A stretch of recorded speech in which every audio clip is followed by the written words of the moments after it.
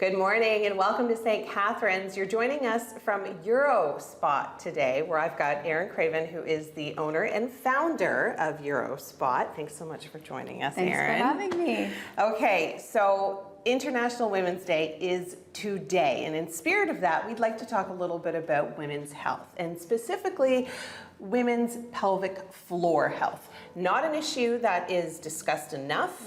A lot of women suffer from issues involving their pelvic floor, but a lot of women don't get the treatment for it. Yeah, that's true. That's true. It's this area of our health that is very dismissed and sometimes just not treated like it's important when we go to see our family doctors, but the reality is it's very important. And women tend to believe that it's something that is normal. It's a normal part of aging, but that has to change. It's not normal. So you're telling me that I shouldn't pee when I jump on the trampoline? You should not. It is common. Yeah, It is common, but it is not normal. Your body should never leak urine. You shouldn't struggle with urgency or frequency or waking up at night to pee. Those are actually things that are a sign that there might be some dysfunction in your pelvic floor muscles, and you deserve to get that treated. And this is why you've come up with Urospot, is to help women that have been dealing with these issues, because it's not only necessarily a physical issue, this could also impact your mental health. Absolutely, absolutely. So pelvic floor dysfunction, specifically incontinence, which is different forms of leaking when you weren't planning on it, right? Like a laugh, a cough, a sneeze, you're exercising, you're running to that bathroom because you're feeling overpowering urgency.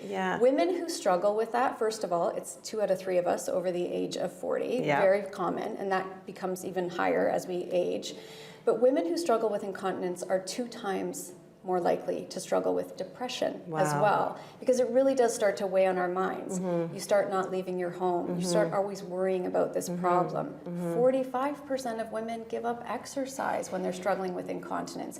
So it's kind of this downward spiral that starts to slowly eat away at our quality of life until all of a sudden we're wearing pads and diapers 24/7. And we don't want to leave our homes because we're scared we're going to have an accident, and the embarrassment and the pride and everything that goes along with that. Yeah, once it starts, it just gets worse. So that's why, we're trying to, the number I want to improve, the reason I started this company, is that only 25% of women who are struggling seek help. Wow, that means that's it. 75% don't, right? So they think I'm just supposed to live like this. No.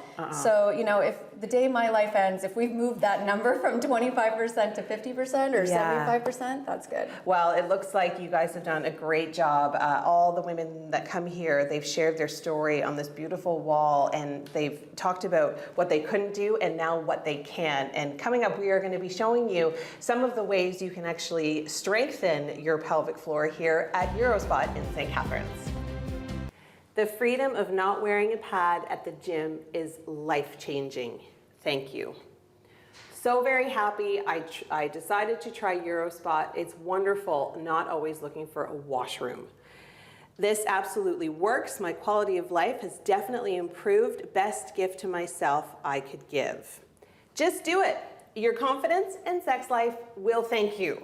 That's the best one. That's my favorite. I mean, there are so many reasons why women need to strengthen their pelvic floor, because so many people suffer from many different issues when it comes to their confidence, their sex life, their need to go to the bathroom, that awful feeling, the peeing when you jump.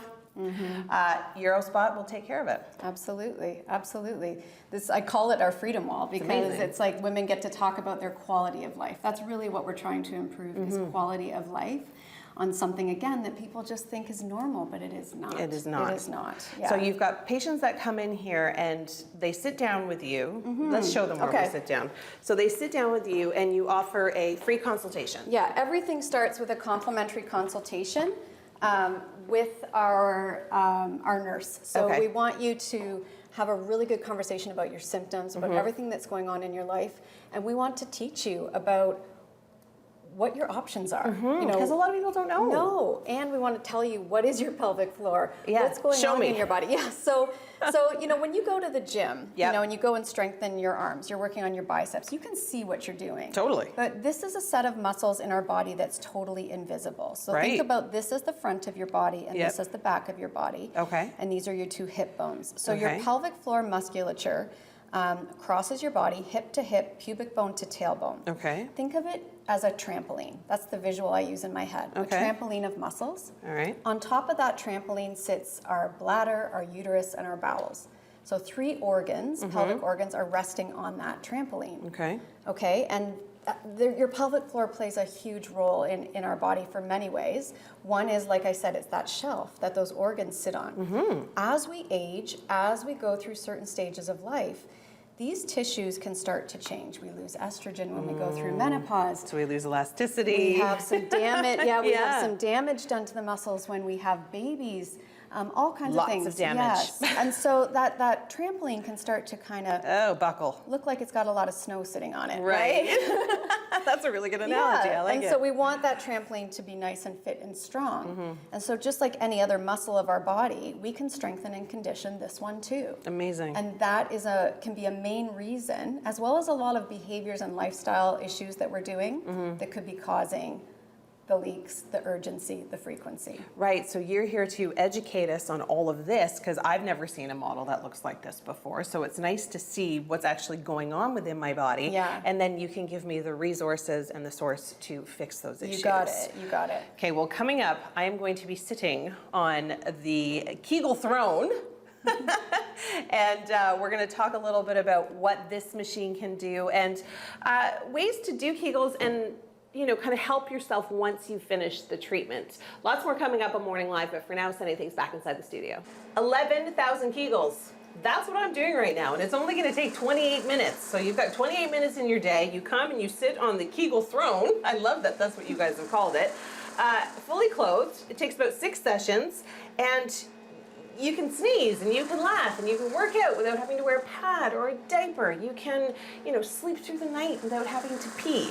One of the big things, Erin, I know that you guys do here is not only, of course, the technical aspect of it, sitting on the throne, but the education is so important. Yeah. So we really are pelvic health done differently.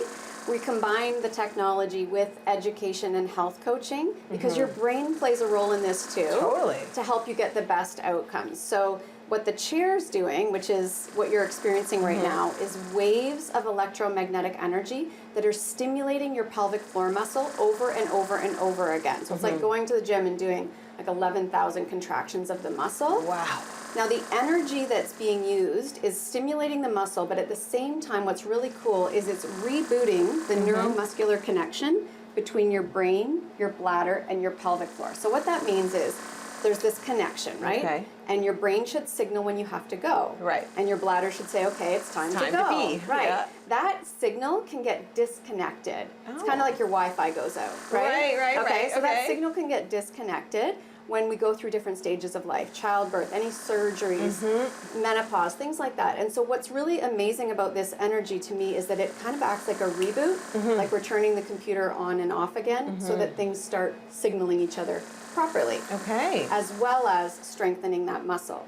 Interesting. Yeah, and then layer on top of that all that education and health coaching. So there's a lot of things we do every day as women that could be contributing to this, like maybe drinking too much caffeine, or alcohol, or not enough water. So you'll go through all the steps with the patient, kind of, going through the checklist of, okay, how do you live your life? What's your routine? Do you drink 9 cups of coffee a day? Because that's probably bad for you.